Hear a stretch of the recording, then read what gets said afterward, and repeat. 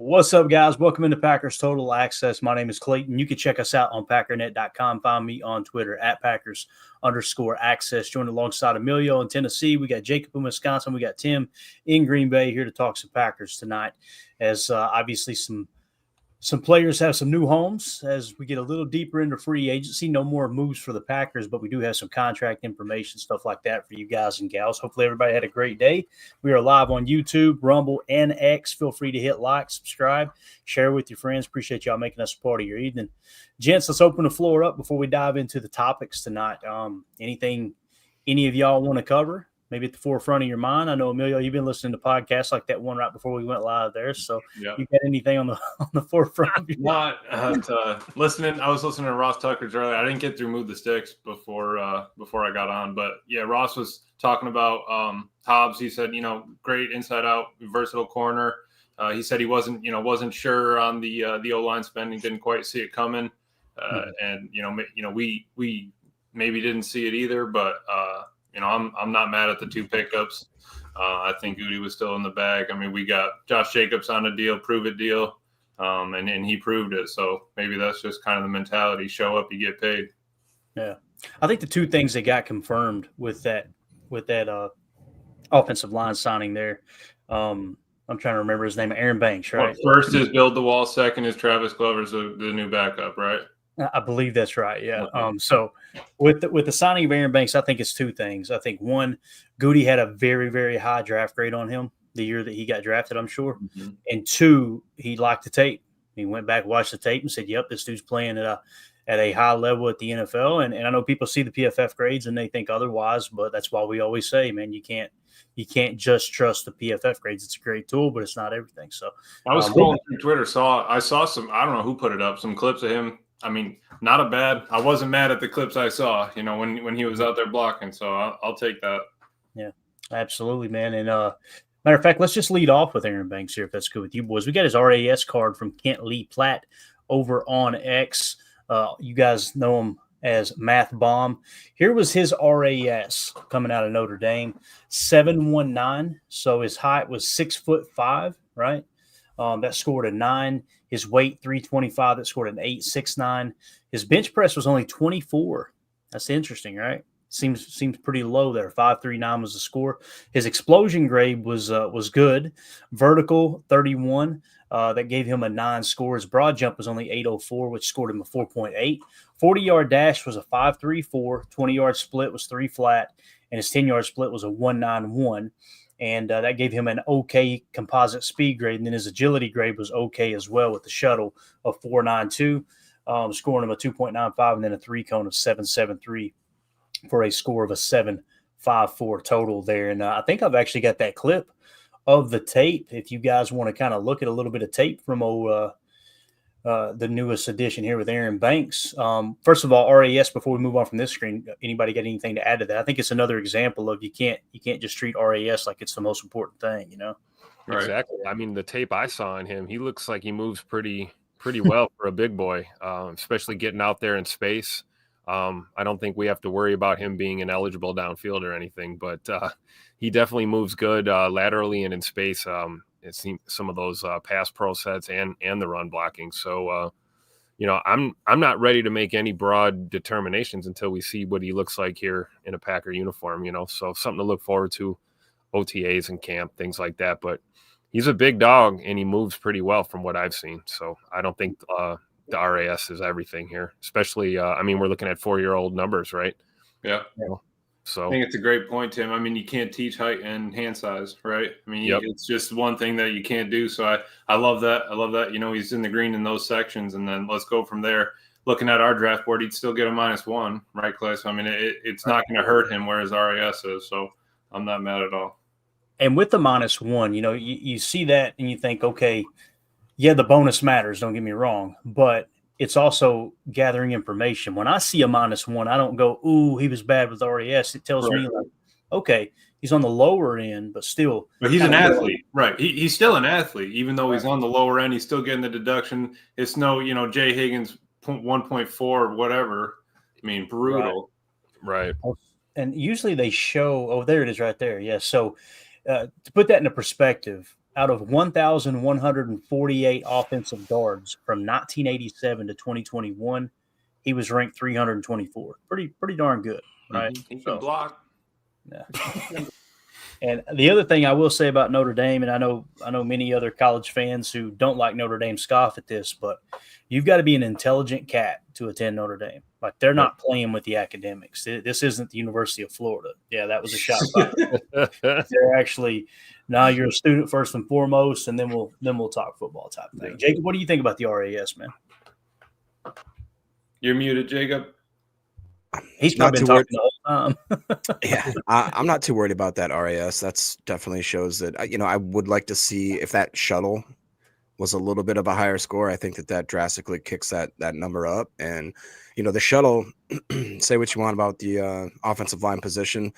I like 3-cone more than shuttle, but, it's more of an indicator of kind of what they actually do. But I could be wrong, but 7.19. Just slightly above my RAS, but I'll take it. I think I'll take it for sure. And like you said, what we see on tape is a little more better than some of the measurables. That's the most important part.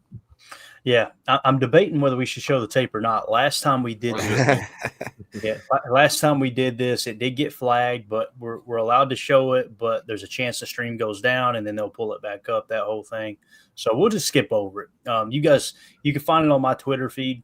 Matter of fact, I'll tell you the guy who tweeted it out was Brandon Carwile at BCARWILE_NFL. He went through and did a film breakdown. And just to kind of give you an idea of what the tape shows, and again, this is a highlight reel. This isn't going to show the bad ones, right? Like Tim said, he moved really, really well to the second level. So I trust Goody, man. He gives that much money to an offensive line, and we don't have all the details on the contract yet, but you pay that kind of money to an interior offensive lineman, I think you like what you got there for sure. So that, again, is Aaron Banks' RAS information. Before we get into a little Nate Hobbs here, let's cover some info that dropped right before we went live earlier tonight. The Green Bay Packers were officially awarded the 250th pick in this year's draft. As Ari Mirov had tweeted out, NFL awarded compensatory draft picks today for the 2025 NFL draft. Here's the full list of extra picks. Obviously, you had a flurry of third rounders. You had, 4 fourth rounders. You had a bunch of fifths, a bunch of sixths. And then, of course, the Packers are going to come in here at the number 7 spot. We were 34th in compensation, which lands us the 250th pick. So we did get an extra 7th round pick. So Emilio, you always talked about, hey man, let's put some of those late round picks together and try to climb up a little bit further. Let's bunch them. Got a little more ammo here now, man. Yeah. Hey, I'll take anything we can get. It's not like we're we haven't seen the trade happen for Jai yet, so I'm the capital is what we have. We're not lucky like we were the past couple of years. It just seemed like craziness. We were pulling, 10, 11 picks last year, no problem. Let's see what we do with the minimum. I know Jacob immediately thinks of 2 or 3 guys that he would draft with that extra pick, wouldn't you, Jacob? Oh, yeah, baby. I'm keeping them 7th rounders. Exactly. Tim, you got anything to add to the comp pick here, man? I can't wait to see what Goody does with it. Never know. Might be something that's packaged into a trade for all we know, But I think that Goody's going to take everything he's got, honestly. You know what I mean? I think he'd rather have more picks than less. So, it'd have to be a hell of a deal to probably trade away a pick. But I think it's going to be fun. We know he cooks in those mid to late rounds. It'll be fun to see. Yeah, definitely.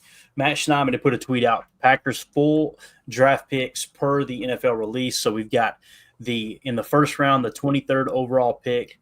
We got a second rounder, which is the 54th overall pick. Third rounder, that's 87th overall pick. Fourth rounder, 124th overall pick. In the 5th round, 159. In the 6th round, we got pick 198. And then in round 7, we've got picks 237 and 250 is where we sit there. So we'll see if Goody wants to trade back a couple times and end up with, well over 10, 11 picks like he has in the past, or if he wants to be aggressive and try to climb up. I know this, you don't feel like you have to reach it all for an offensive lineman now. You're still going to draft a couple, I believe, personally, but you don't have to reach as much, knowing that you nabbed what I think was probably their top target in free agency. And the same thing with corner. You know, we were talking about with corner, we seen potentially 3 needs there at corner. And watching the tape on Hobbs, it's a lot of fun, man. That Here's the guy. He attacks the football. Like, that's the one thing we noticed last night watching it. Have you guys got a chance to check any of his tape out at all? I have a little bit, yeah. He reminds me a lot of the type of players that I was really ecstatic about us getting in this last draft with Evan Williams and Bullard, and how they're not afraid to come on and create contact rather than wait for contact. Like, you guys know, I've hated that my whole life.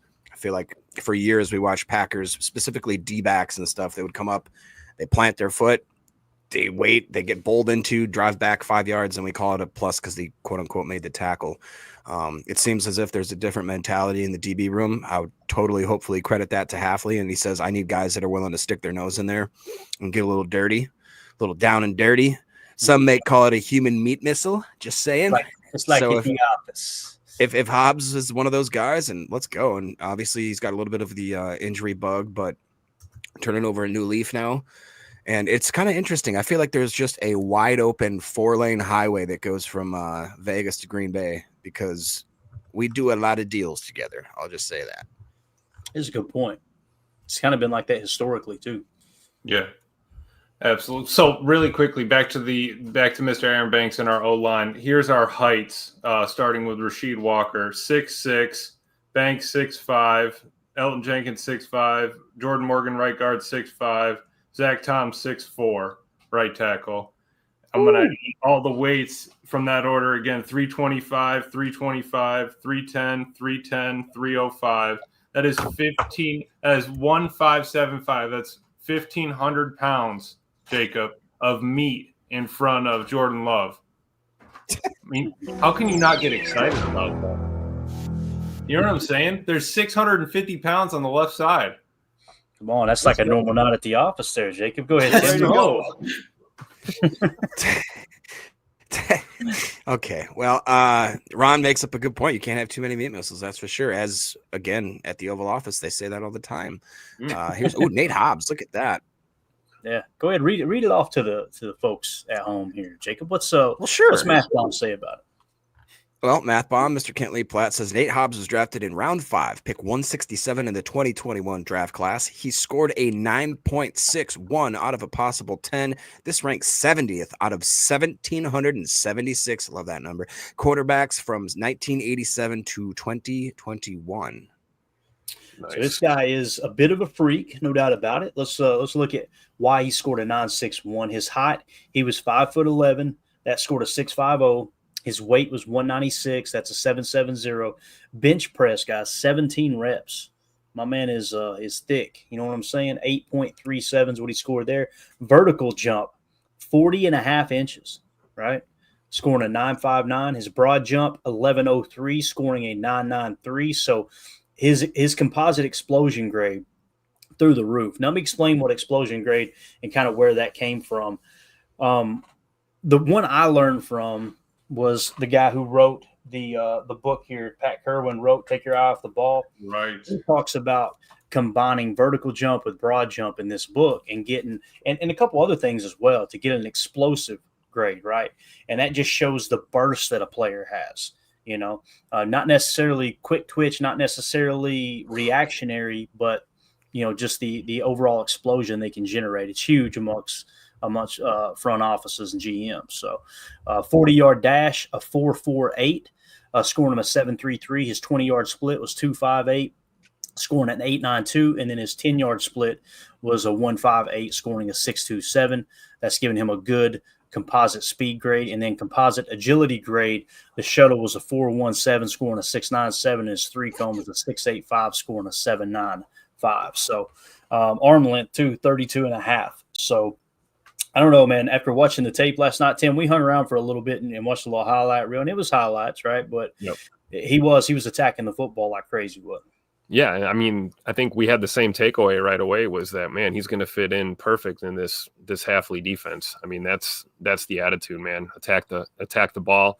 I think for his size, he's pretty solid tackler. I mean, I know PFF may disagree on some of the tackle grades, but from what we saw, he looks like he's got a good base, and he's pretty good in the open field.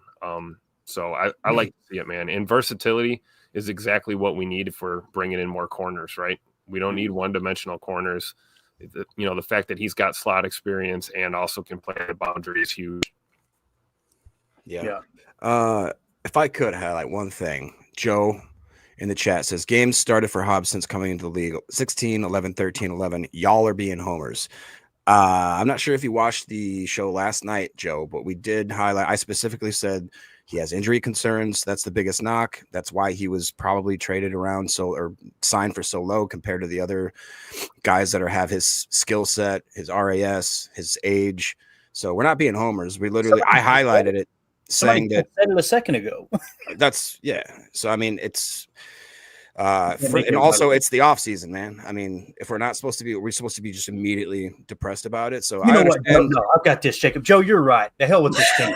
The hell with this team. Let's end the stream. We're not talking Packers. This is a horrible signing. I'm done with this team. I'm going to go watch golf. This is ridiculous. I'm a Wisconsin kid. I live in Green Bay. I'm a Packer fan. I'm a homer. Call me a homer. I mean, it is. At this point of the season, how can we not be homers, man? So that's all I'll say about that. I don't understand it. Don't understand it. I do know that a lot of Raiders fans were not happy to see Hobbs. That's true. I was going to bring that up. Right? A lot of and I can tell you, I don't think there's too many Packer fans that are sad that Eric Stokes is now a Raider. So we'll just leave it at that. Respect the Oranges. Shut it down. We're watching Varsity Blues. I don't want your life. That is the truth, though, Tim. I was scrolling through the comments. They were like, wow, we got a steal. You got a dog right there. One of them was like, what are you doing to our secondary? I mean, like, they were relying on him. So that's got a little probably, knows Rich Bisaccia, been there. Hafley must like him. I feel like Hafley wouldn't have said, hey, go out and spend that kind of money on this dude if I don't think I can work with him. Yep. Right. And it's the same type of fans you hear them say, well, once again, Goody did nothing. And it's like, did y'all not pay attention last year? What happened? Hey, here's another thing. Check this out. Since Goody didn't do anything, as of earlier today, we had spent the 6th most in free agency. Yep. Now, if you're saying you don't like the guy, okay, cool. We can agree to disagree, but don't say he didn't do anything. Look at the money spent. Like, it's wild. Like Prince says here, including the McManus and McDuffie deals, Packers are in the top 5 spenders in free agency. If McManus had been able to walk, I would have been very upset. As soon as we signed that, it's okay. We're back in the hunt. We're looking to win right now, which, no surprise there.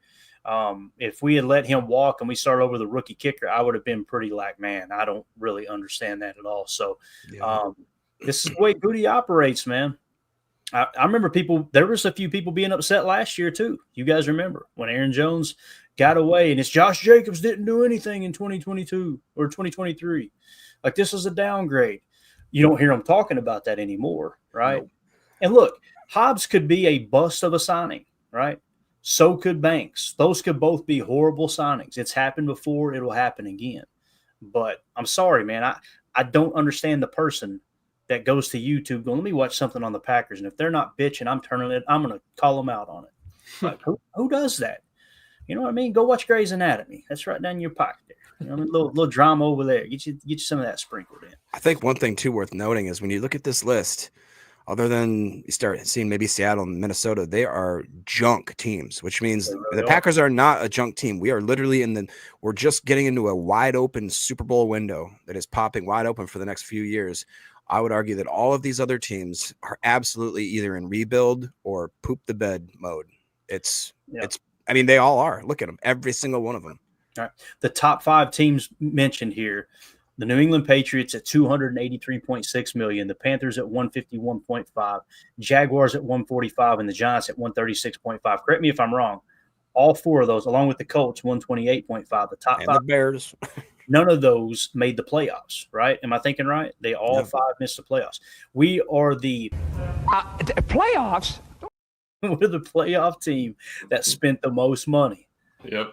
But yet Goody's not doing anything. That's just wild. So I I like the signings. You guys know I was more in the camp of let's go get Khalil Mack, let's go get Chris Godwin, but it wasn't like a gotta have them like it was with McKinney last year.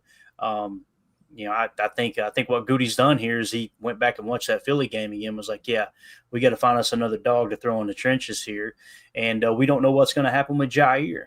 I was thinking about this the other day, or actually yesterday. What if Jair does return to the Packers? It's looking like it might be potentially a trade on draft day or on draft weekend, right? I think that's probably the most likely scenario, just being realistic.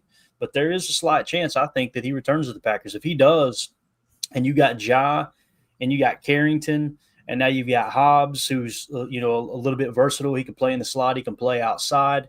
Javon Bullard takes another step. I thought he played really well in the run game last year out of the slot. There's a lot. And here's the other thing, like. The other day we had a conversation, and I know, Jacob, I'm not calling you out here, Jacob. Don't take this the wrong way. But like you said, with Rashawn Gary being the best pass rusher on the team, that's like, it's not saying much. We were a top 10 defense. We're a top 10 defense. How many times did we, and I heard people talking about this earlier today on Sports Talk, how many years did we hear fans say, if we can just get Aaron Rodgers a top 10 defense, we'll win the Super Bowl? We could just get Aaron a top 10 defense. We have a top 10 defense now. Yep. We got a yards per carry, a top 3 run defense based off of last year. I don't know, man. It's just I think they said we were 10th in sacks. I don't know if that's true. I heard somebody say that today. If that's the case, we're 10th in sacks. Like, what's going to make us happy? Being 5th? You know what I mean? Like, the defense held up their end of the bargain. And when we hit the buzzsaw that was the Super Bowl champion Philadelphia Eagles, to me, it felt like they kicked our asses in the trenches, mainly with their defensive line against our offensive line. But what did Goody do? He went out and tried to shore up the offensive line right off the bat. Going to get Jordan Morgan back from injury. I think we're in a pretty good spot, I do. Now, what I'd like to see them do more, absolutely every fan would. I'd love to see them outspend the Patriots here. But the reality is, we're expecting something that's unrealistic or has absolutely no precedent whatsoever with Goody, expecting him to spend the most in the league and just go out there and on the flip side of that, Clay, spending the most, that's the total, right? That's the 125. That's the total for Banks and Hobbs deal. But both of those are both prove-it deals, right?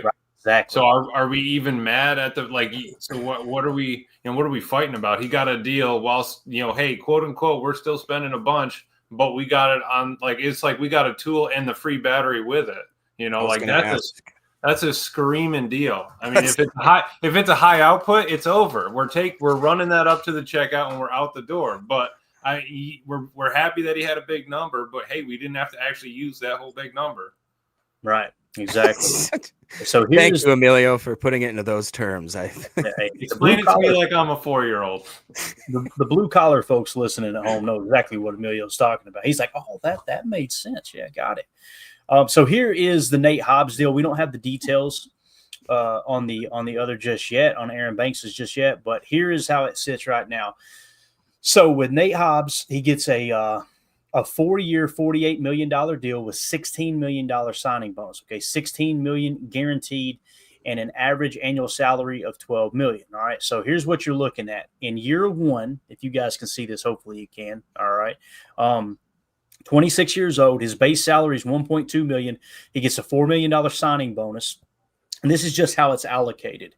A roster bonus or GM bonus of $388,000 and some change, plus a workout bonus of $400,000. That workout bonus ensures that he will be here for the offseason program, which is huge, especially in a place like Green Bay where guys, if they don't have to go, there's some teams that don't do a whole lot of workout bonuses, right? Like Green Bay and Andrew Brandt, when he was with the Packers, they created this because guys didn't want to come back to Green Bay when it was still cold, right? They're trying to enjoy the rest of their off season in a warmer climate. So they would throw in that extra incentive. You're going to give guarantees anyway. Why not attach it to a workout bonus and give them an incentive to come into town and work out with the team? So that first year cap hit for Nate Hobbs, $5.9 million. I think that's phenomenal. Now, when you get into year two, that's going to blimp to $13 million. Now, how is it structured? 1.8 in base salary. You've got $4 million in signing bonus proration. You've got a roster bonus of $6.2 million, meaning if he makes the roster by that certain day, then he gets that bonus, right?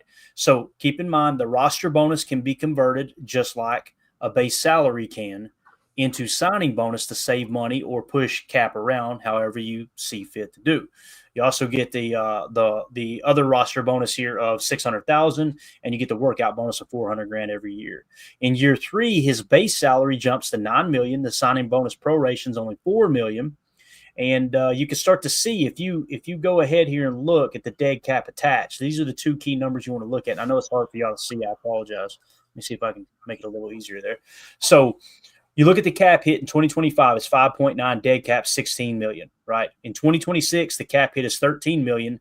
The dead cap is 12 million. What that means is if you decide after 1 year, damn, this dude is an absolute bum, right? And I don't think he's going to be, but let's say he is, you can cut bait, eat a $12 million dead cap hit, but you can also go ahead and free up $1 million roughly. You see what I'm saying? So you can kind of get out of it right before 2026 if you want to. Now, you could go post June 1 and kind of flip that and free up even more money. In 2027, you get a $14 million cap hit and only $8 million in dead cap. So let's say he lasts 2 years, you get to year 3, and you go, yeah, we don't want him anymore. Then you can free up roughly $6 million by just cutting him after 2 years. And then, of course, the cap hit in 2028 is 14.7 with only a dead cap of $4 million. What we always say, 4-year deals are really 3, 3-year deals are really 2. This is honestly a 4-year deal that's really just 2, is what it kind of like. That's what Emilio was alluding to, right, Emilio? About it kind of a prove it. So any thoughts or questions or anything on how the contract structured there with Hobbs? I wish we had the other, but right now this is all we got is Nate Hobbs. Not really contract related, although it is good that, we've gotten out as an organization. I think to your comments about the possibility of Josh still being a Packer this season, I think it's going to be really fun to watch the competition in that cornerback room, guys. I mean, you talk about, we didn't even mention Keyshawn Nixon in that little cluster that we talked about. I mean, you talk about lighting a fire under someone's ass. Keyshawn's gonna respond probably the most, I would think. My money would be on Valentine and Nixon to both take a step this year. With Josh still in that room, and then you got the addition of Hobbs as well. And then going to the draft, there's tons of corner talent in this draft as well. I would not put it past Goody to grab somebody in the draft. So I just wanted to comment on that because I picked up on that right away. Like, camp is going to be really entertaining to see who's fighting to be that CB1, right? We know how important that title is to some of these guys. So, you talk about a new corner coming in on a prove it deal. You got a, possibility of, second year players and rookies having to prove it. And hell, Jair Alexander has to prove it too at this point, if he's going to be back on the field and healthy. So, it's going to be fun in the secondary this year. A lot to look forward to. Absolutely. Clay, the only thing, can you pull up the team percentages for the cap, or did you already get out of it?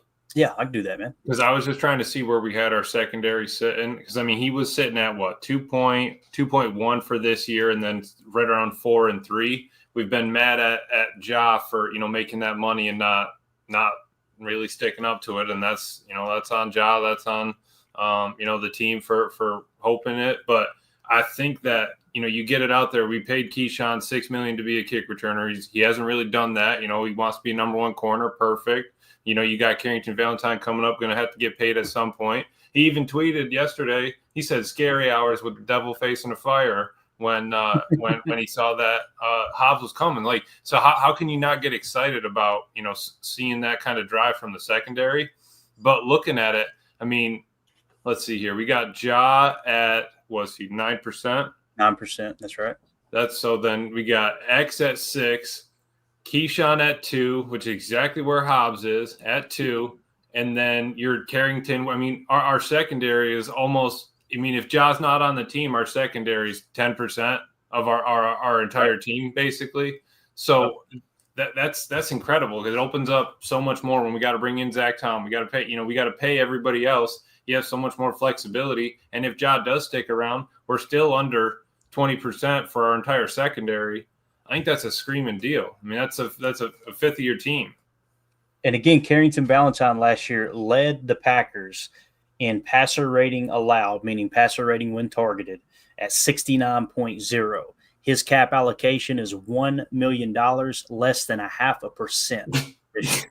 Think about it. That's just crazy. And here's the thing: like I was down. Look right here. I'm a big Kentucky fan. Love my Wildcats. I was down on Carrington his rookie year. Like you guys heard me. Like, yeah, this dude don't look like that second year. There was something different there. Something clicked. Let's hope that carries over into the third year. If it does, I'm telling you, boys, you might have you a future CB1 there, man. Mm-hmm. Joe here said CV had a huge jump in the second half. It was just like everything clicked, right, Joe? It just came together. And he was breaking off of his coverage. I know they're not attacking a flat there. Let me just get eyes in the backfield. Let's drop back. There was one where it was man coverage, and he went off of his man, playing what we call that fisheye technique, right? In man coverage, basically eyes on his guy, but also on the QB. Just kind of, I immediately thought of that on the Adam Sandler movie. Remember when he walked up and the dude's eyes were all, who was that? Who was that dude that used to be a firefighter in New York? 9/11. Buscemi. Yeah, that's right. He's trying to talk him into staying in school. Anyway, that's Crazy Eyes. Yeah, that's what it was. Crazy Eyes, wasn't it? What do you think about this? You guys remember Kamal Haddon, that was a Tennessee boy, if I'm not mistaken, who actually I thought a lot of people were pretty excited about. I don't understand how he got either cut or what happened with that, but is he still on the roster? Does anybody? I'm pretty sure he's still on the roster, right? Also, Kalen King. Yeah, Kamal Haddon, where are you at, sir? There's Kalen King. Kalen King coming in at a cool $840,000, 0.3%. Hopefully he's the Carrington Valentine of this year. Hopefully Kalen King's the guy that was, we didn't see much of him his rookie year, and maybe he'll take a step. You never know. Right. And yeah, there's Kamal at the same $840K. So Dude, I'm telling you, man, if we do make a good splash in the draft and even get one solid prospect, if not two, this cornerback room, it's gonna be knives out, dude. They're going. Think of the safety room too. This is what's really exciting. Let's see if we can actually go positional grouping and just go straight to the safeties here. It might have all the DB in there. Yeah. So look, Xavier McKinney, 6.4% of the 17.8. Last year it was significantly lower, right? Then you got Keyshawn Nixon at 2.5%, which is $6.8 million. Nate Hobbs at 2.1% at $5.9 million. Javon Bullard at 0.5%, 0.5% at $1.5 million, could end up being your starting slot corner again. Zane Anderson, who we seen come out like he played a game and a half or whatever, and he was scoring in the 80s. He ended up with over 100 snaps and ended up with like an 80 PFF grade, right? 1.1%. Evan Williams is the big one here, guys. Only 24 years old. He made, I think it was ML Football's all-rookie team. It was him and Adrian Cooper that made it. 1.1 million, less than 0.5% towards the cap. And, of course, we talked about Carrington Valentine at 0.4% as well.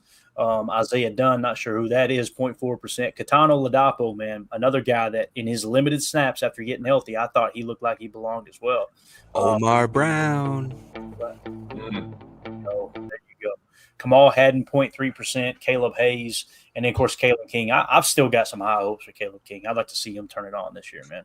And here's some of the news from the day as well. If you're wondering, okay, what about Stokes? Are they going to re-sign him? He is officially gone, and I think this is kind of neat where he ended up, right? So we pick up Hobbs from the Raiders, right? And Jason Wilde had put out here the 2021 first-round pick goes to Vegas after playing 588 defensive snaps. That's only 54% in 2024.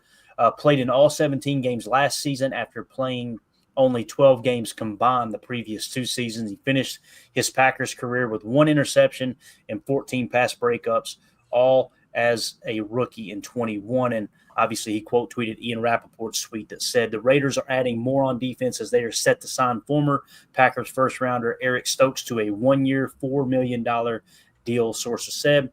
Deal was done by Reza Hezem of Athletes First. I probably screwed that name up. I apologize. You don't watch the show anyway, so we're good. So, the Raiders went out and grabbed him, right?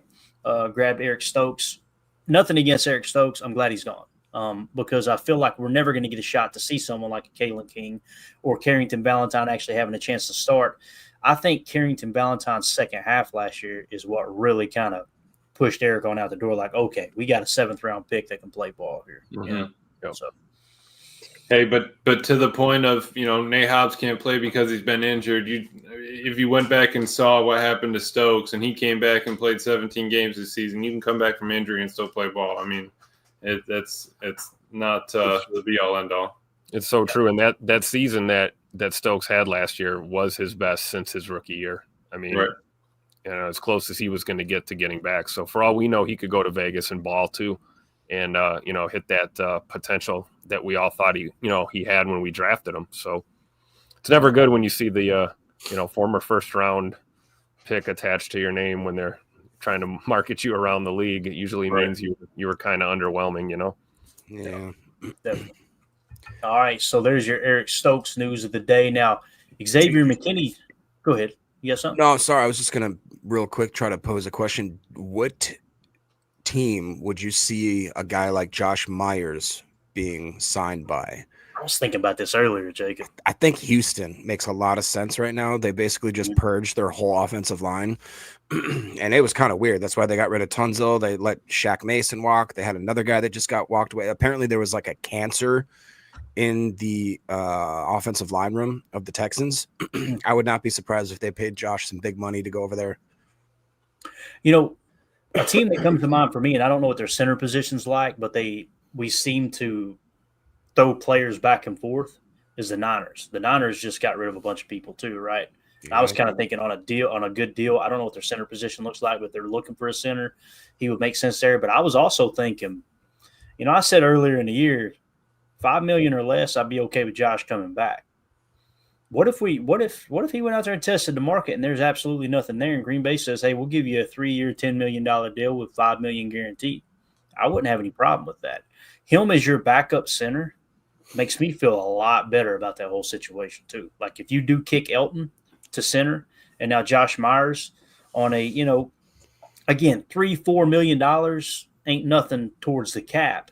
If you have him as a backup, I would be totally on board with that. I think it's a long shot for it to happen, but that's another thing that came to mind for me. What do you guys think? Emilio, Tim, where do y'all think he may land? I think it's a great that's one way of looking at it, right? Because then you could save a draft pick, maybe draft a tackle instead of an interior guy or a center.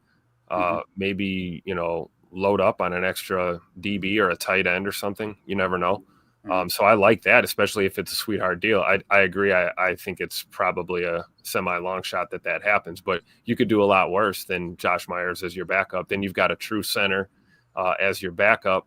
And then, you kick Elton, to the middle and proceed with whatever our perceived plan is with that O-line. So I don't think it's a terrible idea. I do think that San Francisco is a legitimate landing spot for him. I also would kind of like to just laugh and say, what if he ends up in Vegas with Stokes and the rest of Green Bay's guys from years gone by that finish their careers in Vegas? Hey, what if Emilio? What if Aaron lands in Pittsburgh and he ends up having to say, "Snap the freaking ball, Josh"? That would be crazy.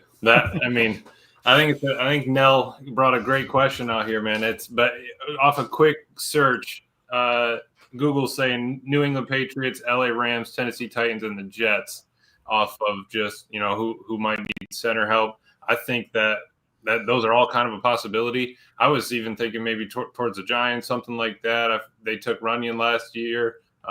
Maybe those northern teams like it. You can play in the cold, all that. Big six. Was he 6'4", 6'5"? Josh Myers is 6'5", 300 plus. Yeah. Yeah, so moves good too. He moves good. What if he ends up in Jacksonville? Don't do it. Don't do Duval. That's for you. Just protecting Fabio, right, Tim? Yeah. I'm gonna laugh my ass off if the Jaguars win 13 games this year. Would that not be hilarious if they just go on an epic run with that guy at the helm? It's crazy because he coached at Kentucky for a short bit, right? And they had some success on offense with him there. The first stint, I think he left, went to LA for the Rams with McVay, and then he came back to Kentucky. And yeah, it's just I never seen any clips like You imagine that. how many times Josh would puke on the ball if he played in Jacksonville? Oh, Oh my God, that's way a too great. dehydrated. Yeah, You throwing up at Lambeau, you're gonna be throwing up down there in that swampy need some Pedialyte stat. Pedialyte, man. I've never been a Pedialyte person when I was sick, but Rookie. Mandy forced me to do it one night. You know, she was like, "Hey, here, drink some of this," because we won't talk about it. Anyway. So, sure enough, man, when that Pedialyte hit the tongue, it was like, "Oh, okay." I'm already feeling. It was like an angel just said, "It's gonna be okay." Yeah, it's gonna be okay, Quinn. I used to slam one of those the night before any game, you know what I'm saying? Anything that you had to do a lot of running for, fired up. I like what Coach Lynn said. What, Jacob? What's your No, problem? I used to chug Pedialyte the next morning after a night of fun, and I would just try to limp into work like the crypt keeper, like, I'm good to go, guys. Let's Like go. nothing happened. No. Jacob buys it the night of, drinks half the bottle, fills it half full with a clear substance, and then shakes it up and finishes that for the night. Breakfast of champions, brother. What you gotta do, mix it with your eggs. That's right. It's just Coach egg whites, though. Yeah. Coach Lynn says your guard combination is going to be nasty. Tim, I couldn't agree more. I think it's going to be awesome. And I Elton- can't wait to see Josh Jacobs and E. Wilson and Mhm. Marshawn Lloyd running Healthy through Lloyd. it. Yeah, let's go. And I had read online, multiple people were reporting it's definitely going to be Elton Jenkins being center. But then today I heard Wildy say it on his show, and I was like, okay, this is legit now. He's like, yes, Elton Jenkins is going to be the center. So we go back to last year, and it's why it's important. I know we roll our eyes at reports and stuff, and you do got to take a little bit of everything with a grain of salt. But when that was reported by Rob Demovsky last year, he nailed it. They said the center of the future is in the building, right? Right. Now, they also made a comment that Zach Tom was a Pro Bowl caliber or all pro caliber tackle. He was a what was it? Thought it was Pro Bowl tackle, All Pro guard, Hall of Fame center. Hall of Fame center. When they said that, I went, "Oh man, are they going to move Zach Tom to center?" Now, obviously, we've been, pounding the drum for, hey, let's get Elton Jenkins at center and leave Tom at right tackle. I think it's that important. So I'm excited about it, man. Again, you've got Banks at left guard. If it's Jordan Morgan or Sean Ryan at right guard, whoever wins that job, I feel a lot better about our backup swing guard. You know what I mean? Yep. I don't care which one it is. Hopefully, Jordan Morgan wins the job. That would make the most sense long term, right? But And to get a camp where we know who the hell the center is, and a guy can go into his season preparing to be a center, and we're not having to play musical chairs anymore. or throwing him out there in the middle of a monsoon, right, Tim? Yep. Like Detroit, Yep. Can I pose a question, though? Let's say everything is going just like it is right now for the next month or whatever. We get into the draft period. We've got our quote-unquote center. We don't necessarily know exactly who it's going to be. We got guys like Ryan, guys like Morgan, obviously the two tackles. What if pick 23 comes around and the Packers are sitting there and Gray Zabel's on the board and they're like, we have to pick this guy. We have to. Do you invite that competition, or do you – I forgot about Banks. Like, now you got a guy that's getting paid pretty decent money, at least on the front. Did we ever look at his contract to see how that was structured?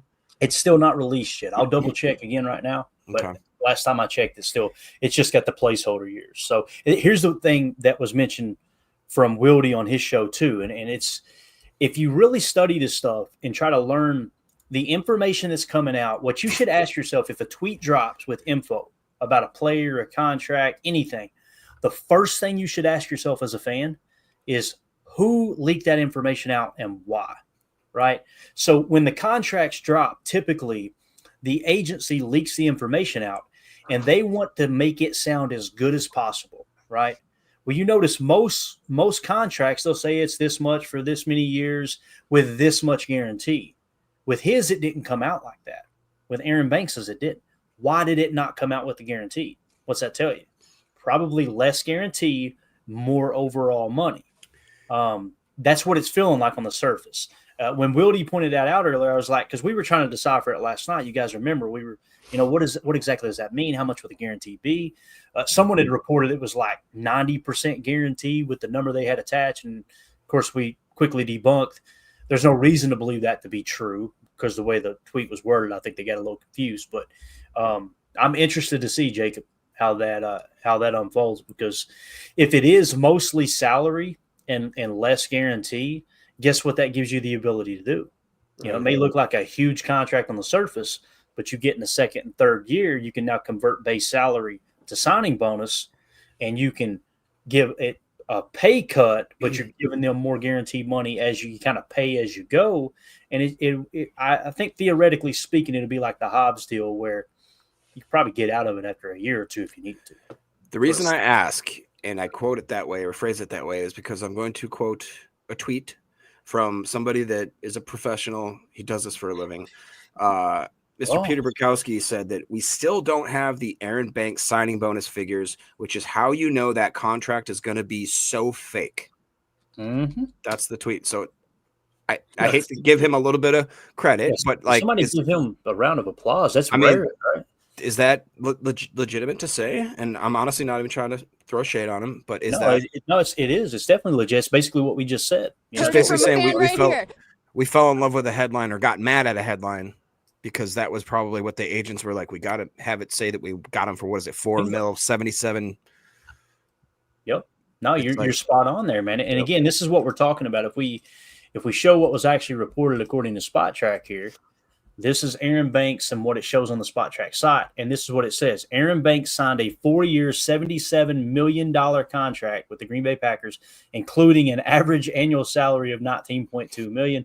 Banks will earn while carrying a cap hit of, and of course, it just, they got the period. So if we were to go back to the Hobbs one, for example, right? And I won't go back on screen here, but I'll just read it to you so you can see how different it is. Again, read the Aaron Banks part right there if you can read it, Jacob. That Aaron Banks signed a 4-year. Read that one time, and then I'll read the Hobbs. Aaron Banks signed a 4-year, $77 million contract with the Green Bay Packers, including an average annual salary of $19,250,000 in 2025. Banks will earn while carrying a cap hit of ... Right.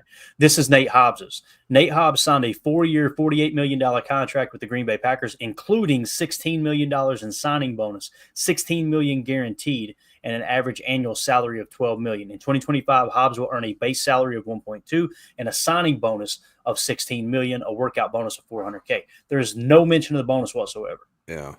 Now, I have a hard time believing, and I don't think Bukowski or anyone else is saying this, I have a hard time believing that the whole thing, there's no guaranteed money at all. That's silly if they sign that contract. But it sounds like, again, who put the information out? The team don't want to put that information out no sooner than they need to. It's the agency. So if the agency had a number that looked good for them in terms of signing bonus and guarantees, boy, they would have led with that. You know what I mean, Emilio? They lead with it all the time. So. No, that's it. That's the sticker that they're going to put on it to bring you into the store. But little did they know I was still going to spend over $300 and get 6 months no interest. Come on now. I mean, that's an easy decision. That's not a problem. Tim, that's same as cash, man. You know these stores too. As soon as people walk to the register and say, "You got that same as cash deal," they're like, "Could be a crackhead. You got hold to the wrong stuff." Every time, or they say this. Here's the guy. Yeah. Right. So, all right. So we're good on the Aaron Banks contract, right, Jacob? I'm glad you brought that up because it's very important, man, for sure. Let's see. We had a couple other things I wanted to hit on. We probably won't go too long tonight. We were kind of talking about the DBs, and obviously Eric Stokes leaving. I thought this was awesome.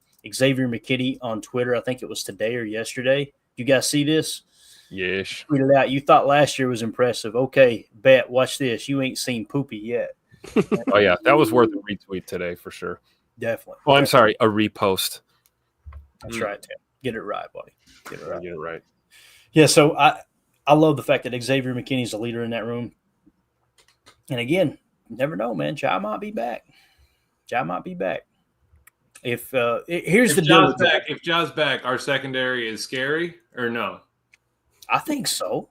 Like, seriously. If Jai is back and he's like rejuvenated and it's like everything's behind us, he's completely healthy, all that. You get the Jai of 3 years ago and he plays Took it down. Right? You got him on one side. You probably got Nate Hobbs on the other. You got Javon Bullard and Keyshawn Nixon battling it out for the slot corner spot, right? You got Carrington Valentine who's chomping at the bit to get on the field too, right? There's depth. I think there's talent. There's depth. behind them, you got Xavier McKinney and Evan Williams. Oh, by the way, we found out Zane Anderson is a real person. He's waiting back there. You got Katano Ladapo. Hell, who knows, boys? Maybe Malachi Starks drops and Goody says, you know what? I'll piss the fan base off even further.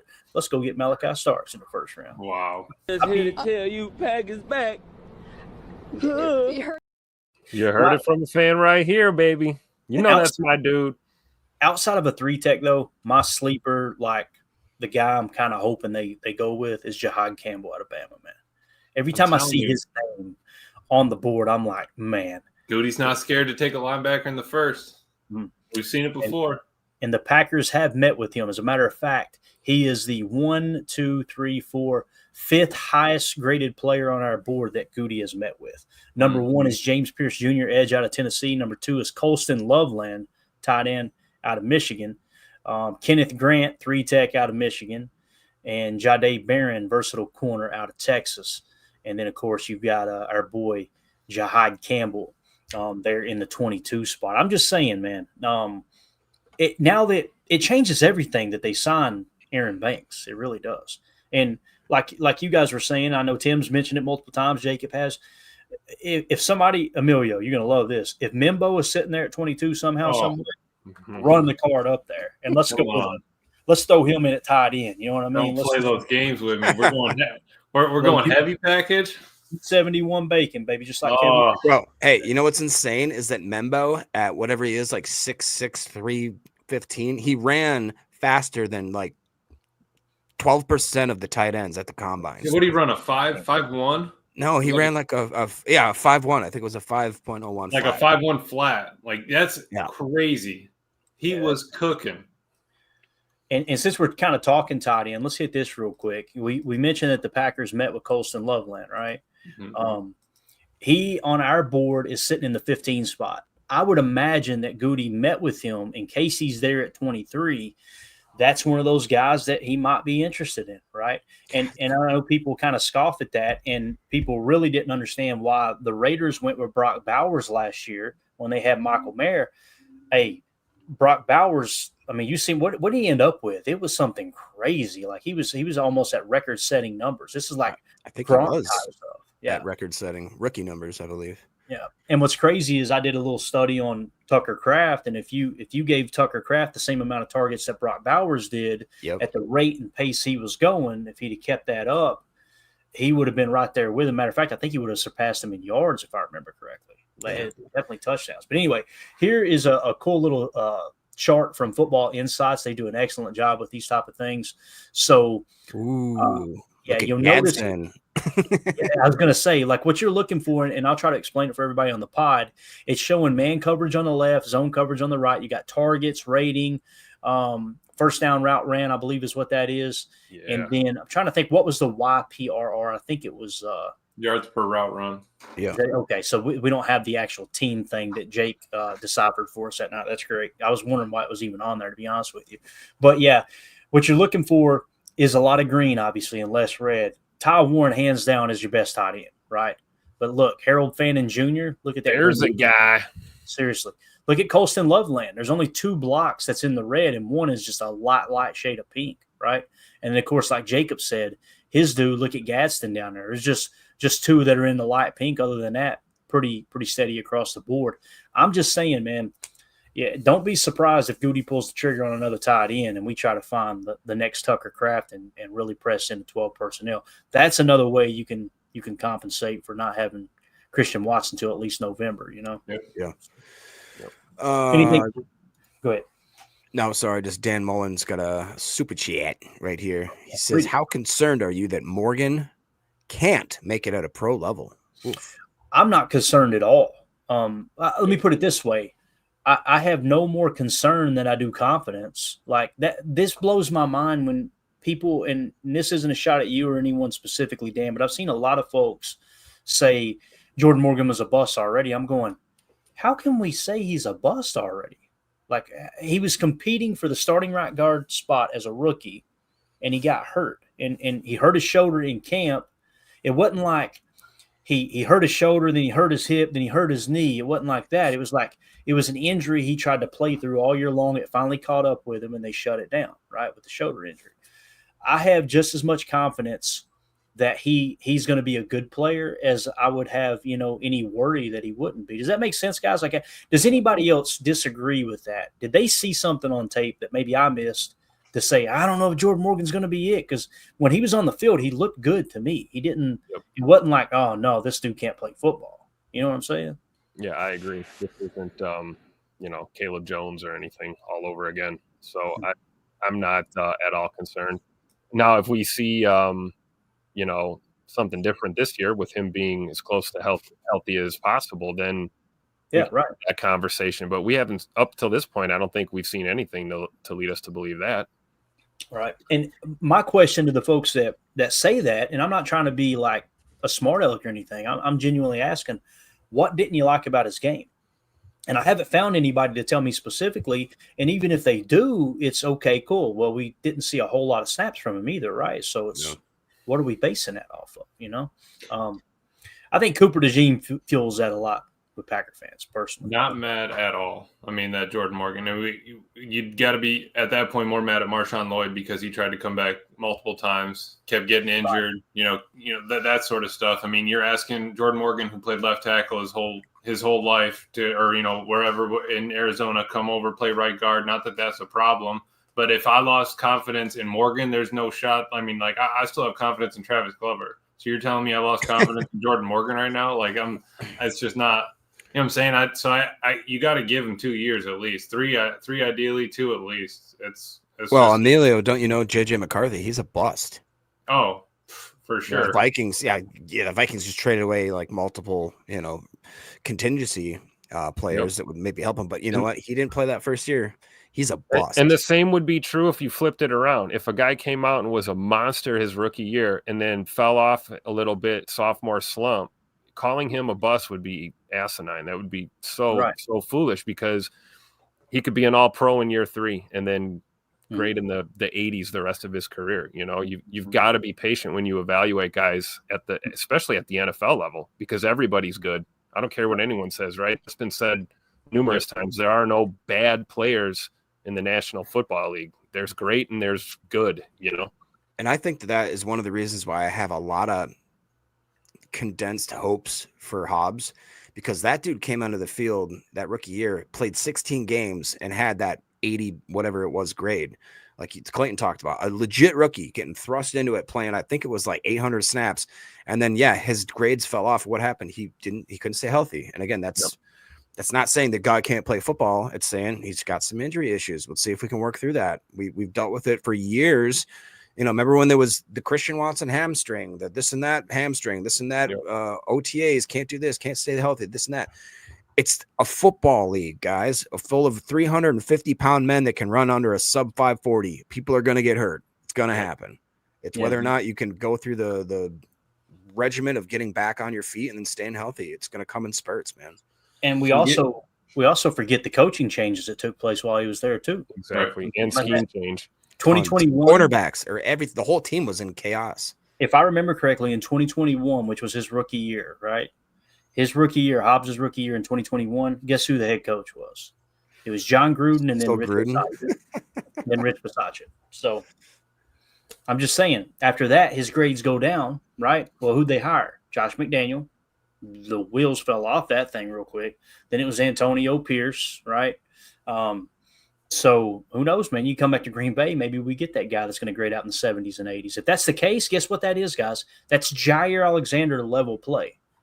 It is. I mean, from a PFF standpoint, anyway. Right. So at a price tag, you expecting that at $5 million. I'm not expecting that, but that's the ceiling. Go ahead. No, I was just saying at a price tag you like if you get that kind of job play. But going back to Morgan, now he's going to get a full off season. I mean, that shoulder could have been acting up because he's trying to rep out 40 reps at 225 because he's been trying to get ready for the draft. Like, I need to get my numbers up for the combine and all that. I'm sitting over here just pumping my shoulder. Give me a little bit to recover. Now he's got a full off season regimen with the Packers, all that. I mean, it's going to be a different year. Yeah, Dan Mullen, thank you so much for the super chat, bud. We appreciate you. Respect Orange just says, please have a cornerback draft like we did safeties last year. And that's the thing. If Ja returns, I feel like you still need at least one corner. So you're going to pull the trigger on a corner. If Ja's gone, I think they pull the trigger on 2 corners in this draft at a minimum. Have we done that yet? Have we done it all? We've done like an all corner draft. Is that what he's asking? No, I think he's saying blow like us. No. He's saying scatter Greg shot. Poole. Yeah, Okay. three, four rounds in range. Yeah, Tim went all corner draft. Sorry. He just made that up. I love it. yeah. Get ready to go. Tim's running a 3-2-6. All Tim three. literally did look like that meme. He's like, Oh, he got excited. Okay. Yeah, so I'm You with you though. Respect crackhead. Got You got hold hold to to the- the wrong stuff. Right. Yeah, so if they can hit on corner and if they end up having to Jeez. take guys gone, imagine that. Imagine in the first or second round you go corner. If it's a Jade Barron, a versatile corner, oh my Yep. God! All of a sudden your secondary is set for the next 4 or 5 years. You know. If you say They- mock draft 3 times in the podcast, Jake Shavink just appears in the chat. Here's a guy. I He swear. really does. He says we got to do the all defensive line mock. That would be fun. I'm just saying. Yeah, I see mock drafts in our future. Many of them coming up. Yeah. As soon as free agency starts to wind down, we'll obviously shift focus back to the draft and get back into all that. 2-0 for this says Aaron Rodgers didn't play his first year. Clearly, he was a bust. There you go. Some people. On my knee. I like this, Mr. Dan. Good to see you, buddy. He says the Vikings now have 4 picks. Is that true? I don't know. I'm not a doctor. I'm not a mathematician. Yeah, that's wild if they've only got 4 picks and they don't have a quarterback, right? Right. Maybe they got JJ McCarthy if his arm's still attached. I don't know if it is or not. But that dude, boy, you talk about a lot of pressure on him with what they've Yeah. done in free agency, right? They're pulling one out of the Bears book from last year. Let's go in with 4 picks, say that we had the best team that a rookie quarterback's ever gone into, get them blown up on the line, and have to spend in free agency the next year and say, all right, we still have the best thing that a rookie or first-year quarterback's ever gone into. So, And Minnesota would have to draft a punter, right? oh, it's coming, Tim. It's coming. 4th round. Yeah. So just to confirm, Minnesota picks 24th overall, 97th overall, 140th, and then 161. That's all they got. Oh, we're gonna give him some. Trade back into it like the Bears did last year. Let's trade back into the draft, give up more capital so we can dive back in with to make it a 5th pick. It's insanity, man. Absolute insanity. Chris Freeman said the Bears already claiming their 32 straight or Nice. 32nd straight off-season championship. Too bad for them. The regular season starts. Happens every year, man. Playoffs? I do like what they did this year, though. I think they took a different approach this year, and it'll probably pay off for them a little bit. But here's the big thing: is Caleb Williams. Here's what I want to say. Put it on the ticker. Put me on the record right now. Clip it. If Caleb Williams comes out this year with this revamped offensive line, and he's still holding the ball for 7 seconds and getting sacked more than any quarterback, you know, what was the stat last year? I think he got sacked more than any quarterback. At least one point in the season, he had been sacked more than any quarterback holding the ball for more than 4.5 seconds. All right. Mm-hmm. And you would turn on the tape and you didn't look up and go, oh man, the offensive line isn't holding up. It's literally one read. Oh no, I need to run around rather than get to the second read and get the ball out. That's what you've seen a lot of last year. So I'm just saying, Caleb Williams, Mr. Elite, Mr. What was it they say? Generational talent, right? We're going to find out this year, are we not? This is the year where we go, okay, yeah, he can play or he can't. I'm excited to see what he can do with it, with this revamped offensive line around him.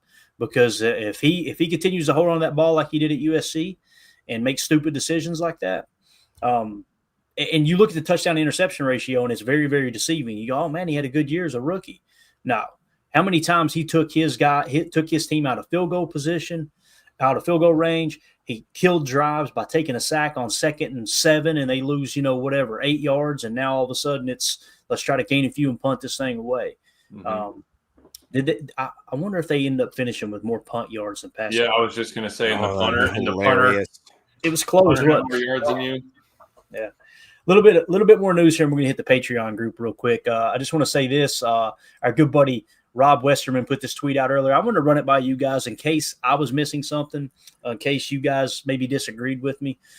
He said A.J. Dillon has been fully cleared by multiple doctors and is ready to return to football in 2025. A.J.'s only 26. Should the Packers look at bringing him back for this upcoming season? Obviously, it'd be a deal much like that kind of weird loophole they used last year. I don't think the market's going to be crazy for him. It'd probably be a minimum type deal. Our running back room right now is obviously Josh Jacobs, it's Emmanuel Wilson, it's Marshawn Lloyd, and then it's Chris Brooks, right? So he's going to be battling Chris Brooks. That's who he'd be battling, I would imagine. What do you guys think about A.J. Dillon, or are you just ready to turn the page on it? What's your all's take on that? Turn the page. Okay, Bob Seger. Click that. Let's click that. We've I knew we'd have a little bit of differing opinions on this. I'm in the same boat, Jacob. Don't get me wrong. I think the ship has definitely sailed, and clearly we have a lot of depth at the running back position. I agree with you, Clayton. I don't know how much of a market there is for him, but he's 26. I mean, even in running back years, that's not that old. So I think there's a chance he could play somewhere. I would not be surprised if maybe the Packers brought him into camp and gave him a crack at it, just to see what could in theory happen. But at best, he'd be a third or fourth on your depth chart running back for sure. I definitely would not take any reps away from Marshawn Lloyd for him. Right. I'm simply looking at it like, would it be worth it to have him? You're probably going to carry a running back on the practice squad anyway, right? Yeah. Is it going to be Chris Brooks and or A.J. Dillon type thing? Yep. You know how the NFL season is, Amelia. Like you're going to go through running backs, man. It's going to happen. To be honest, I know everyone's passed, and I get that, and it's it's John Deere Green. I know, so I would just say I'd bring him in for the 90, the 95 or whatever. See how he does, and see if he still really wants to play, right? And if maybe you get that reignite, you get him on a cheap. But yeah, I would more or less put him on the practice squad till you might have bumps and bruises. You might have to pull him up. You get 3 shots at it, dude. And that's what I see right here. I think you highlighted this, didn't you, Jacob? Ron Samuel's comment where he said, bringing him in, what's it going to hurt to bring him into camp, right? Can't hurt to bring him into camp, and who knows? You look up and go, holy cow, this is the dude we drafted, right? Could happen. I mean, San Francisco's got a wide open camp. There's nobody on that football team. That's bad. Yeah, San Francisco, but even like Jay's saying, Steelers, that could be a good fit. They got Warren, and then imagine if Rodgers goes there. Shavink brings up a good point. Guys like Harbaugh and Greg Roman would love him, a battering ram. Again, that's just going to be, what does he have left in the tank? He is 26, quote unquote young, but the guy's been through some stuff. And the biggest knock on A.J. Dillon is I never saw him use his size to his advantage. Right, it was like he was dancing, playing upright. I don't know if him going through a major injury is going to help fix those biggest glaring things that I thought he lacked. Yeah. And it's also up to Dillon. I mean, does he want to leave? I mean, does he want to leave Northern Green Bay if that's what he loves? If his family's there, thinking like Matt Stafford, did he really want to leave LA? No, he just wanted to figure out what kind of money he could get and go. Yeah. Right. It's true. Well, I'll tell you who doesn't look like Tarzan and play like Jane is our boy J Love. Man, he's out there putting that work in. Everybody commenting. He put this on his IG.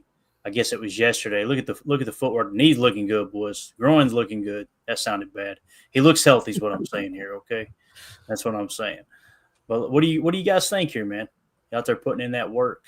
This is Armed and Dangerous. There, he's working with. Yeah, I think it's great, man, because. Let's be honest, he had to adjust his entire mechanic approach to finish that season last year. He was compensating for multiple injuries by the time it was all over with. So it's good to see him kind of getting back to where he's comfortable and where he's at with his mechanics. Mm-hmm. And again, most guys are on yachts right now, kicking it at the beach, hanging with the ladies or whatever. J Money is about to get married, right? And he's putting in his work right now in the off season, and it's good to see this, man. I said his groin's looking good. Coach Lynn said, "Pause." He's throwing that thing on a rope, though. Right there. J. Cole said he was stopping it too. Oh man, yeah. So I don't know, man. I'm excited to see what Jordan can do this year with him being healthy now, and got to learn to protect himself a little bit. I think, which that was a freak thing against Philly in Week 1, And I'm not one to think that Jalen Carter did anything dirty either. I don't know how you guys feel about that. They didn't look. They're trying to get him on the ground, right? They're crawling at him and they're grabbing at the knee. It gets ugly in there. I'm trying to think the throw where he hit the helmet. There's not much you can do there, right? Where he hit his what was it, his elbow he hit? It's And that caused- elbow, yeah, funny bone or whatever. and then, Kind of course- lucked out on that one too, at not being super serious, right? Yeah, absolutely. And with the groin, obviously that's a byproduct, like we talk about, Emilio. When you hurt your knee, other parts of your body starts to compensate, right? The knee would be the only one I'd push back on you with, Clay. Just a little bit of roll. I mean, you gotta. I mean, I'm not saying it was dirty, but you try to maybe throw an elbow at the bottom of the pile, or I fell forward or rolled. I mean, I've seen Jacob does some crazy stuff at the bottom of a pile, so I can only imagine what Mr. Carter can do. Did they You gotta really gator rolled his leg? Really? I don't Yeah, remember. yeah. It's like me at the Oval Office fighting for that last dollar, man. I'm getting that. I'm glad you said dollar. I thought you were gonna say something else. Lord have mercy. Here's a guy. I don't remember that. What I remember is him getting turned sideways and trying to make a last second throw toward the end of the game, and Jalen Carter reaching up and grabbing him by the knee. Yeah, and kind of tried to. He was trying to turn roll the bread. Let's get Emilio full screen here. No, Act I'm it all out right. for us. Get it. Act out for us. Come on, Emilio. I'm good. I'm all Oh, right. boy.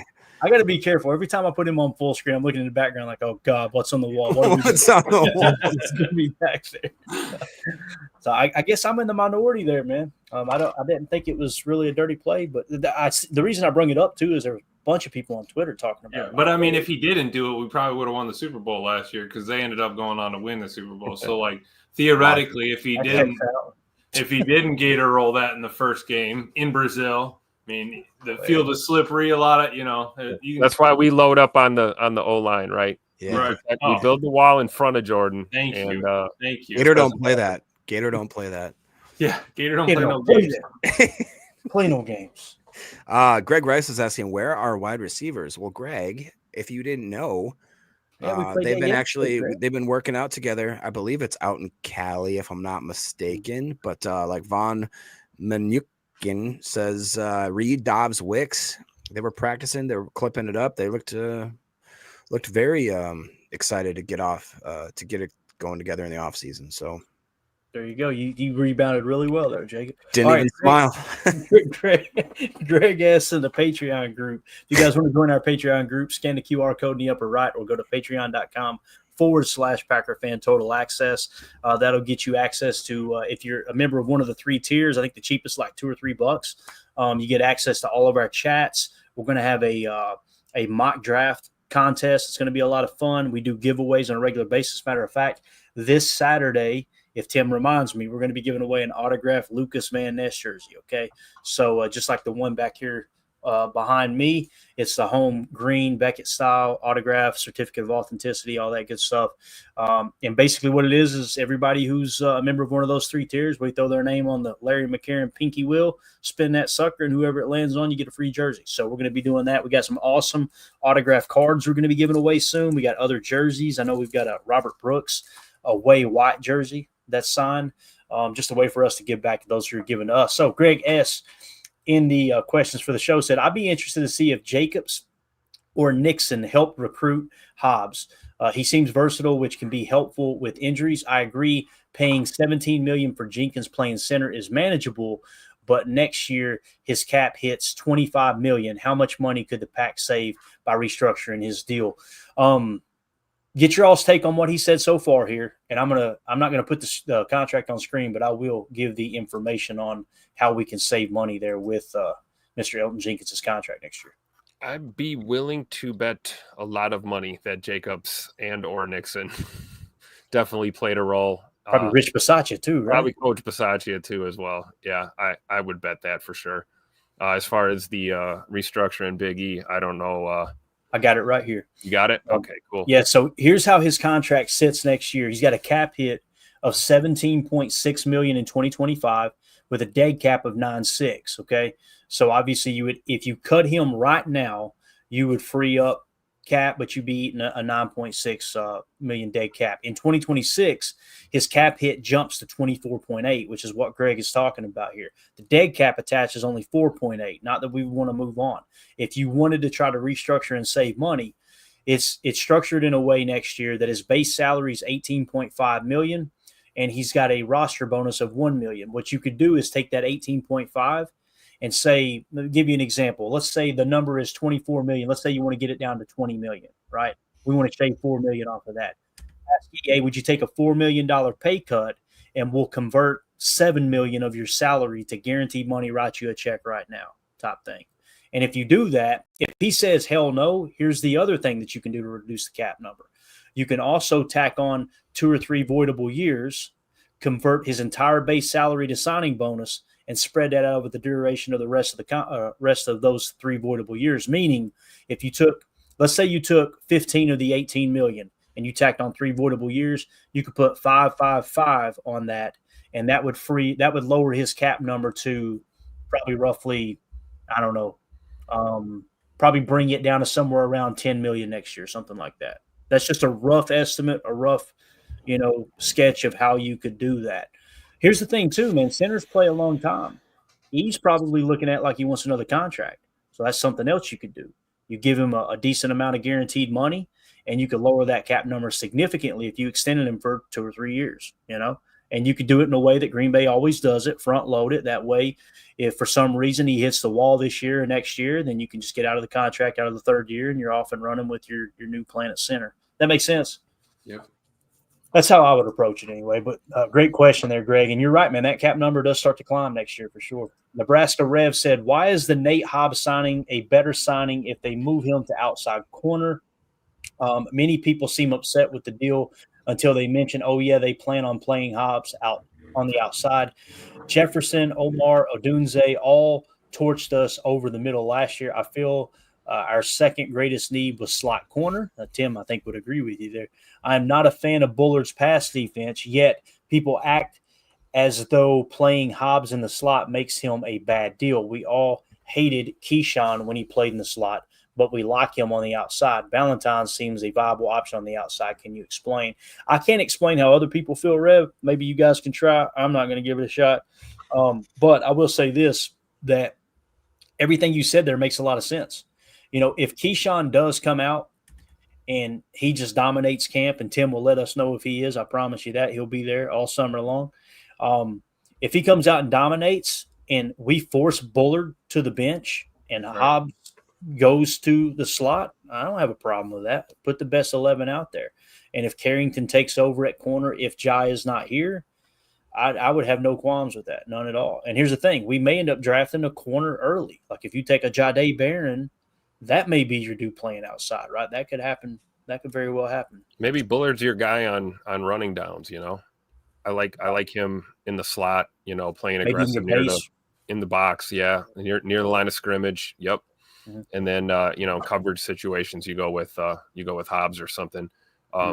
There's going to be so much unfolding though between where we're at right now and where we'll be by the end of August. So it will be fun to watch though, and I agree with Rev here that slot has been a concern, and I think we need at the very least we need depth, and at the very best we need a straight up slot. I hate to say slot corner, just a slot player. I don't care if it's a safety who's better suited in the slot or a corner that is strictly a slot corner. And I agree. We I don't know if we hated Keyshawn in the slot, but we certainly didn't love him as much as we loved him out on the boundary. And I think that was because we were pretty pleasantly surprised at how Keyshawn played on the outside. So either way, I think this is a good problem to have, having depth in the cornerback room. So yeah. No, absolutely, Tim. And at the same point, yeah, those deep ends were torching us. I mean, Miami was cutting us up with that. But the fact is, were we getting enough pass rush? What was the front four getting there? Were we able to force their hand? I think that, having both in tandem, working together is going to be key this year. And why not? Sometimes you have to pay to bring in some competition. Sometimes you get lucky and draft some competition, and you get 4 years with them cheap. If Bullard tears it up, perfect. If he doesn't, he was the cheap one, and he can go on and move. If Hobb tears it up, perfect. If not, we can get out of it, eat a little dead cap, and keep it moving. That's just the name of the game. Greg Rice asks here in the chat, how much did Chicago pay per year for their center? That number, as it sits right now, we don't have all the details, but what's listed is 3 years, $42 million. So it's going to be actually there's $28 million guaranteed, an average annual salary of $14 million. So to answer your question, comparing that to Elgton Jenkins, which I think is what he's doing there, Elgton's cap hit this year is going to be $17.6 million. Theirs will probably be lower, but on average will be $14 million. Mm-hmm. So, yeah. Don't forget, he was the best center available in free agency. Like that's, you know what I mean? It's that's the best pick from the bottom of the basket, you know, as you're looking at it, sort of thing. And I have no hesitation whatsoever saying Elgton Jenkins is a much, much, much better offensive lineman than Drew Dalman. Right. Yeah. So, for sure. Yeah, we're for the extra $3 million that he's going to be against the cap. Yep. If they do just go with the overall average in Chicago there to structure that thing, if they balance it all the way, which they won't, but just theoretically speaking, give me Elgton over Drew Dalman. And you guys know I was all about Drew Dalman. Yep. If, sign him at center, leave Elgton at guard, that would have been fine with me too. But they went a different route, obviously. And I want Aaron to come out this year and just, absolutely dominate at left guard. That's what I want. I want him to shut everybody up and go, oh hell, that's what Goody's seen. That's what I can't wait to see. Mm-hmm. So, and I have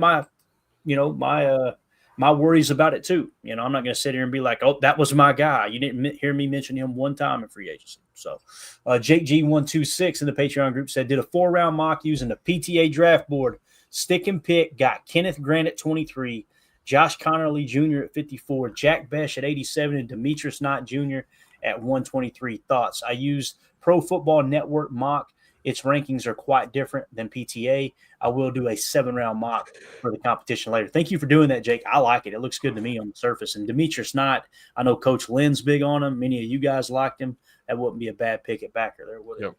And Jack Besh is no Jaden Higgins, but I'll take him. I like Jack Besh. For 1 round later, right, Tim? Yeah, for sure.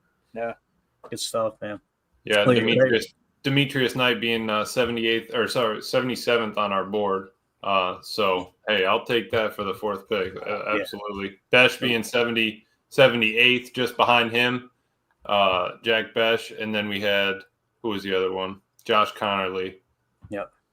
Josh Connerly's offensive lineman, right? Am I thinking right? Yep. Let me see where we had him. Connerly was 23rd on our board. So just 23rd, and then Kenneth Grant was 17th. So absolutely crushed it. Almost top 75 across the board. Yeah, and again, he's got access to our draft board, our PTA draft board that we put a ton of time into this year. It's as deep as it's ever been.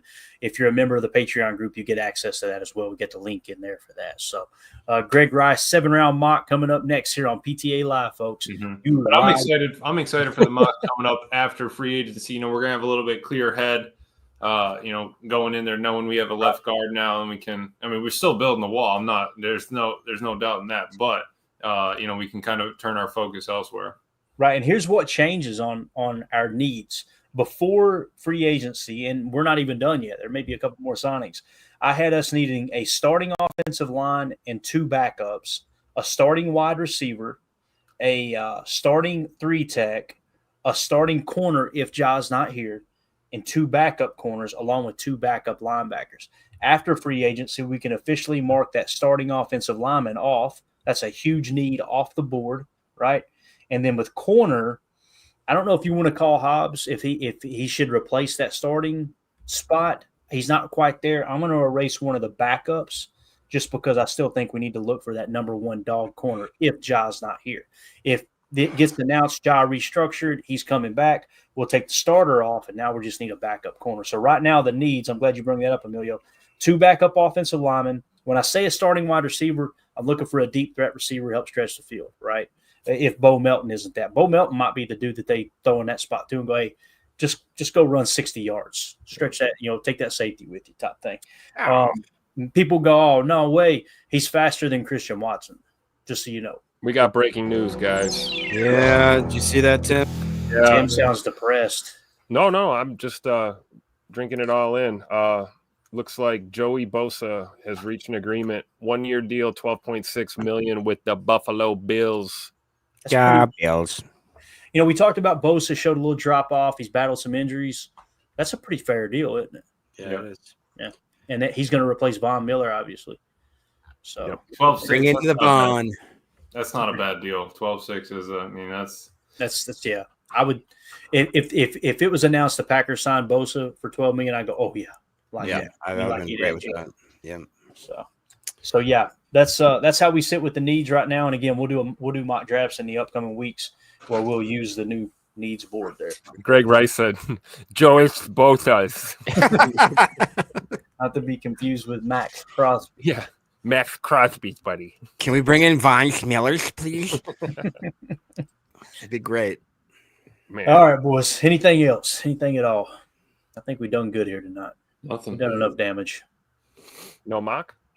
No. Get out of here, Tim. What is this? Chuck Jaggers need a GoFundMe to get Clayton a mock couch.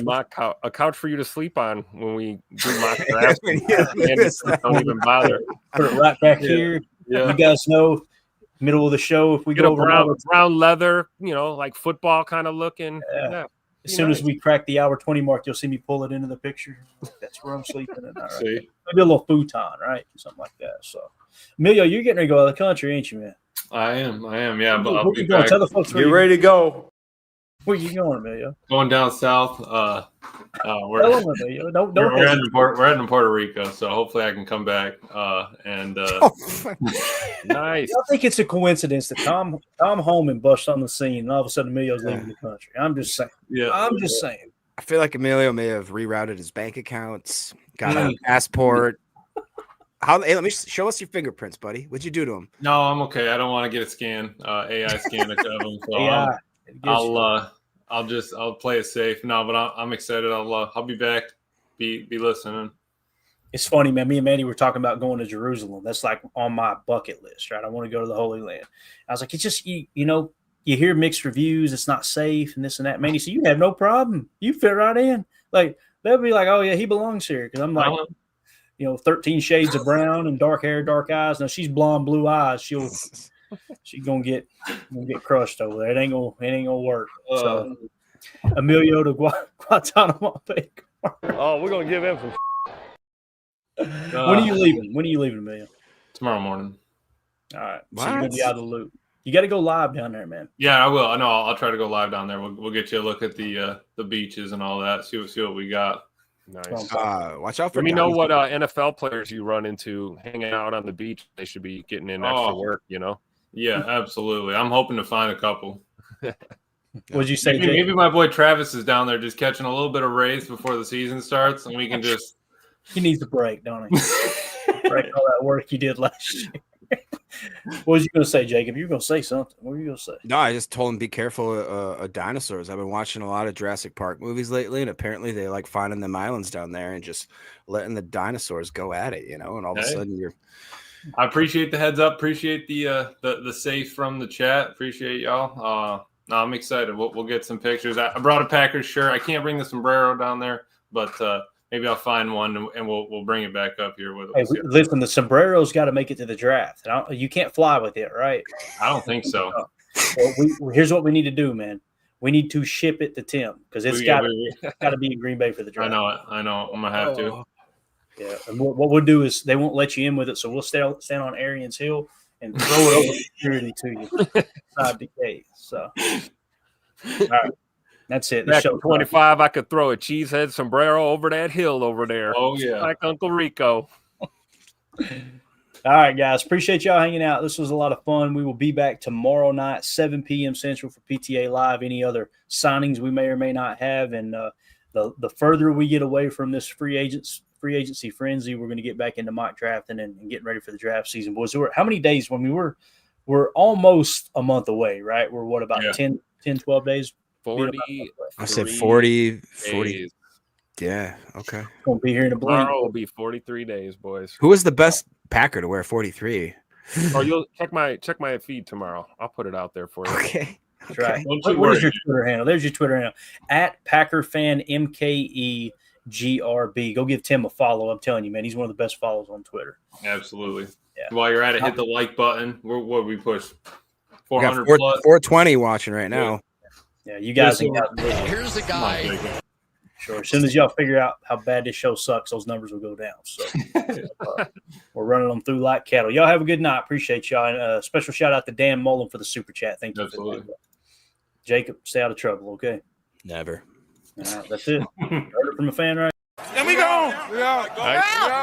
Bye, guys.